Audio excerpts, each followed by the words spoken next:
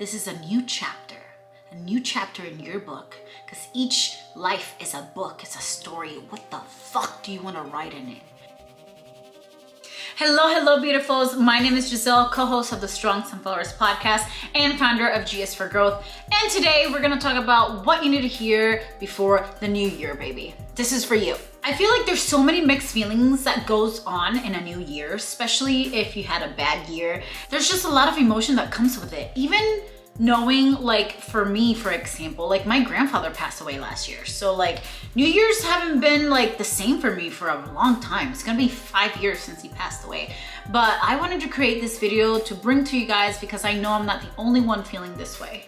And I wanted to bring some peace and just a little closure, you know? Closure, shutting it down, telling those voices to shut the fuck up because we ain't got time for that. But let's jump right into it. It's not that serious. It truly is not that serious. I feel like the more and more the years pass by, this year specifically has just taught me that it's not that serious. It does not matter. Like, live in your Delulu era. Like, it's okay to live in your Delulu era. And I feel like those people that keep taking life so serious are those that keep playing small because you're so afraid to fail that you don't even try at all. You need to put yourself out there. You need to stop worrying about everything, every little detail, every little thing has to go perfect. Fuck it! It doesn't have to go perfect. And it will not go perfect most of the time. You have to really trust the universe, trust yourself, trust your intuition, and just go for it. Go for it. Make sure that this upcoming year, you go for it. You stop putting these invisible boundaries and invisible walls that don't need to be there. What are you so afraid of? And I'm not only asking this to you, but I'm asking this to myself. Like, what am I afraid of? It doesn't matter. What is truly the worst scenario? And really picture it in your mind, and if you can live with that, then do it. Go for it. My homework to you and to me, because I'm doing it tonight, is to write a letter to your future self.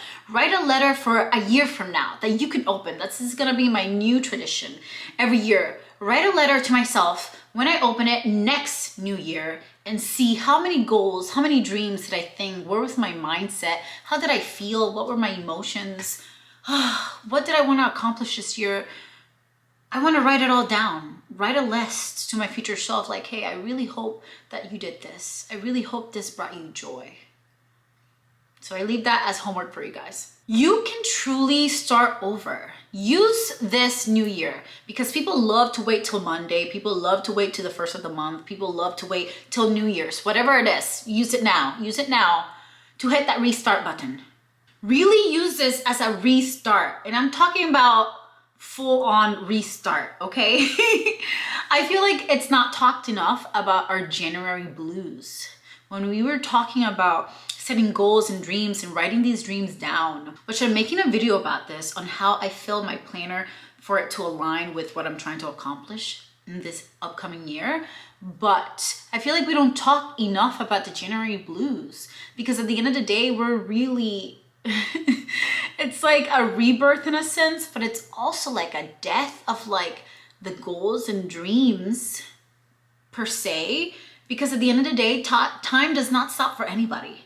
So yes, you can be 50 and become a doctor, but man, you could have become a doctor at 25 if you would have applied yourself. Even though everything happens at the time that it needs to happen, but if we are working on ourselves, if we are having micro evolution within ourselves, like these things can happen faster and we can accomplish so much more just because we're focused, just because we know ourselves better, just because we put in the work. You know, how many times do you see people that are dealing with the same trauma mentally from generation to generation because they didn't do the work? Like my 67-year-old grandma still deals with the same stuff that I was dealing with 5 years ago, but I went through it. I went through the mud. I went through the rut and did the work.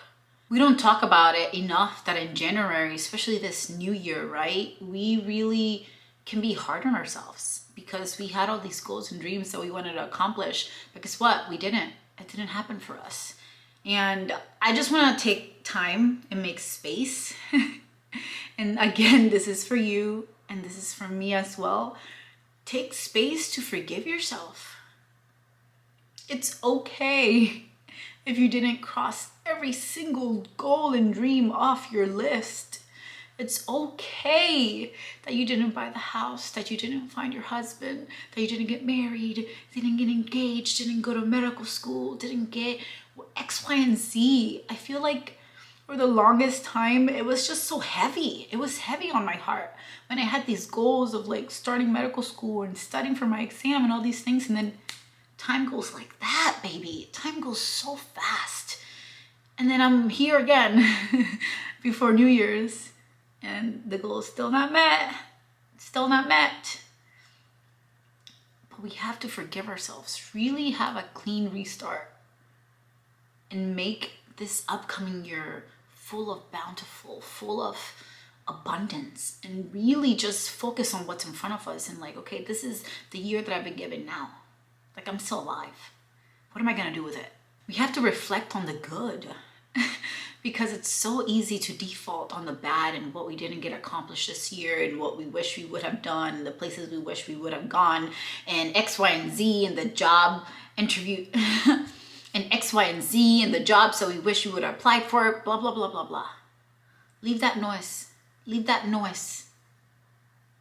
What good happened this year? Because I know God doesn't just give us bad all the time. It's not always raining. Right? After the thunderstorm comes a rainbow. What was that rainbow for you? What were good things that happened to you this year? Show gratitude. What are you grateful for? Start the new year with gratitude and not resentment to what could have been. It's whatever. Let it go. It's not that serious. What are you grateful for? I'm so grateful. Like 2023 was the best year of my life. But I feel it deep in my heart that 2024 is gonna be even better. I'm manifesting that. I'm putting that out into the universe. You should be doing the same. What good things happened to you?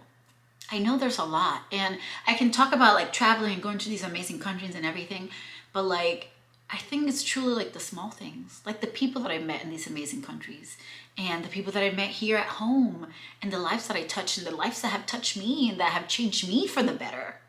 This January, make sure that you're focusing on the possibilities. There's so many possibilities in this next year. What possibilities do you want to become your reality? And I'm making a video about this for the planner of like how I write all my possibilities, all the things. Like I want to travel, my finances. And the people, if anybody looked at my list, would think I'm crazy. You want to go on how many vacations? And you want to spend, you want to save how much money? Baby, the math ain't adding up, but it doesn't need to add up all the time. Okay, sometimes we can live in a little bit of the Lulu era. That's what really pushes you out of your comfort zone, out of the box. Like, you gotta be just a splash of delusional, baby. Just a splash. If you hated this last year, just know that you can change it. Just know that this is a fresh restart for you to change it, to write a new story. And the last thing I want to tell you guys is focus on you. Make sure that you're good. Fill your own cup first, always. I don't care what anybody says. When you're good, you can really give from a place of abundance, from a place of giving. Not giving because you have to, giving because you want to. And for you to get into that space that you can give because you want to, you have to be fulfilled. At least be working on being fulfilled.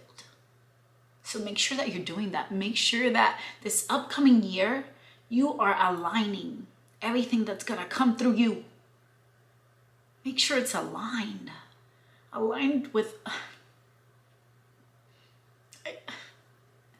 I truly feel 2024 is gonna be an amazing year. It's gonna be more than I have asked for. I'm already so grateful. I'm already so grateful for it. But make sure that you're putting what you want into the universe out there. Make sure that your actions are aligning. The people that you bring into your life, they're aligning. Yesterday I came home from work. I worked a double. I was tired. I was like, I want to go to bed. That's the first thing I'm going to do. I met my neighbor in the elevator and we walked in at the same time, and baby, nothing is a coincidence. We walked in at the same time, and my spirit recognized her spirit, and we just started talking. And she was just telling me how she's going to this like New Year's concert ritual, and it's all about starting the new year with conscious intention. Intention. What is your intention? It's going to be healing. There's going to be energy work. What is your intention? I was drawn to that. I'm like, sign me up. That's what I want to do. Guess what? My cousin, hey cousin, I don't think she's seen this video yet, but she invited me to her New Year's party. But practicing what I'm preaching, right? I have to put me first. That's not the vibe. My body, I do not want to start the new year off with this huge party and loud music, and it's just not aligning for me right now. And I have to go where I feel aligned. If you don't take anything from this video, just remember that you are alive. Start acting like it. This is a new chapter in your book, because each life is a book, it's a story. What the fuck do you want to write in it? What stories do you want in it? What adventures do you want in this book? If someone picks up your book of life, are they just gonna see you working a 9 to 5, coming home, eating a freaking microwavable dinner, watching TV, sitting on your couch? That's some real shit right there. What do you want people to see? What do you want people to feel if they read your book? Damn, every day she found joy. Damn, every day she put herself first. She worked on herself. Damn, that's what I want people to say. I want people to be in awe when you read my book. I love you guys, and I'll catch you next year. No pun intended.